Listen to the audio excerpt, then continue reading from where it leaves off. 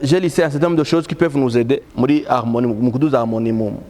gucuranga kwacu. Cyambere nakivuza ngo ni vie spirituelle et le caractère. Caractère rero kinovuga kinacho kivuga ko abamisi kenshi baze nk'abantu comment dire sinovuga ngo ni ntumva mugabo caractère zabo utugeza ahantu umumuzicien umuvuruze umwimye instrument. À l'époque ntaramenya kuvuza musique ya c'était des années 2007-2008 ndacibuka barigeze kumpana kubera sinzi kuvuza navuze ibintu nkahusha kuri piano hama acha were kutavuza neza genda buri cyo rajya pana 2 mois acha zanamisha ntahenze kuvuga amazina ko bamwe murabazi agaca avuza nanje rero kora avant d'aller fils ninje muri chorale avec une bonne motivation je sinangiye kurondera fame hano bamenye c'est pas ça qui m'intéressait naringiye gukombla un vide si y a un vide batangene it's fine iyo amezi abiri nabanicaye nko ku ruhande gutya anye sinaduka ndiko navuga mu ndimi asha nashushe ni mu mpemu ntani vyambwira hama après un moment 2 mois umuntu aturongora yani umupasteur si tu veux biramujya mu mutwe avuga ati wowe rero waje utura kuri umuntu amwe muto tudasenga akuvuza piano na pratique na pratique à la maison mais j'avais pas encore le niveau kuvuza cette oreille musicale sinumva makoni biki mugo uwo mwanya nari muri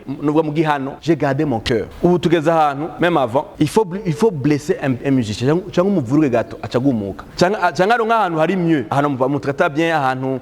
bamwakira ahantu batamuvuruga c'est là qui vale ariko niko vuga kuri caractère je t'assure caractère awe nitabasekuwe nitabatraité hanatazogera il faut kuba ahantu même si on te blesse même si on t'ignore ugumukorera Imana.